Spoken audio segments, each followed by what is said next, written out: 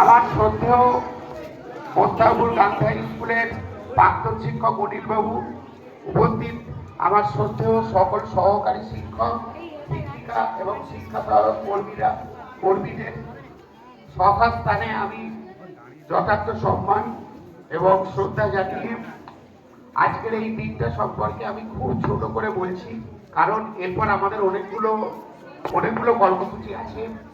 রোদের তীব্রতা প্রচুর।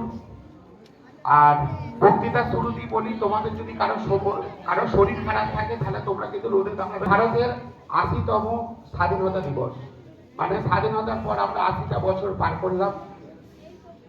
তোমরা ইতিহাস বইয়ে পড়েছো, তোমাদের ক্লাসে বারবার স্যারেরা বলেছেন প্রতি বছর আমরা যথার্থ শ্রদ্ধা ভক্তির সাথে স্বাধীনতা দিবস, প্রজাতন্ত্র দিবস, 23শে জানুয়ারি এই দিনগুলো পালন করি।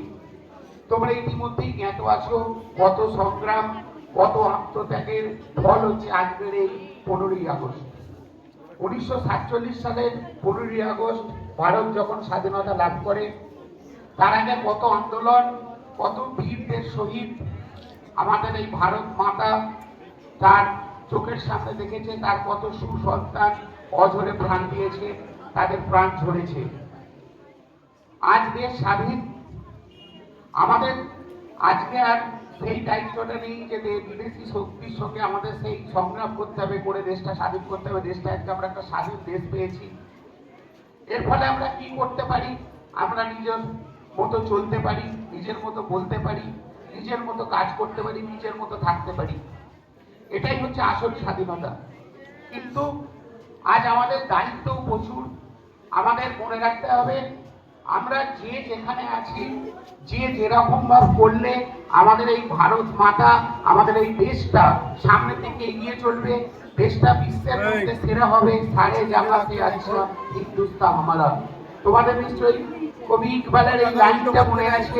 সেইটার জন্য আমাদের নিজ নিজ কর্তব্য আমরা পালন করব।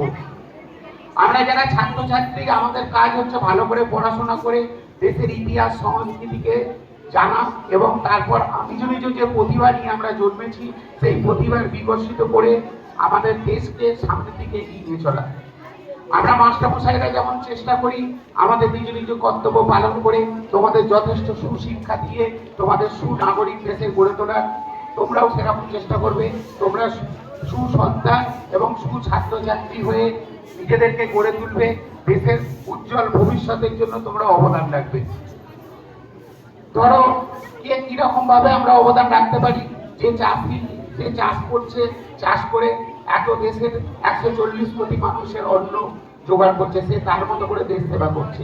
যে ছেলেটা, যে দাদাটা আমাদের বর্ডারে দাঁড়িয়ে দিন রাত ধরে দেশকে পাহারা দিচ্ছে, আমরা নিশ্চিন্তে ঘুমোতে পারছি রাত্রিবেলা, সে তার মতো করে দেশের সেবা করছে। তাই বলি যে আমরা সকলেই শুধু স্বাধীনতা ভোগ করবো না, আমাদের কর্তব্যগুলো সম্পর্কে আমরা সচেতন থাকবো।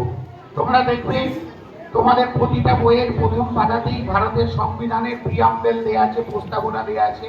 ওইটা পড়বে, পড়ে মানে বোঝার চেষ্টা করবে, তাহলে দেশটাকে অনেকটা জানতে পারবে।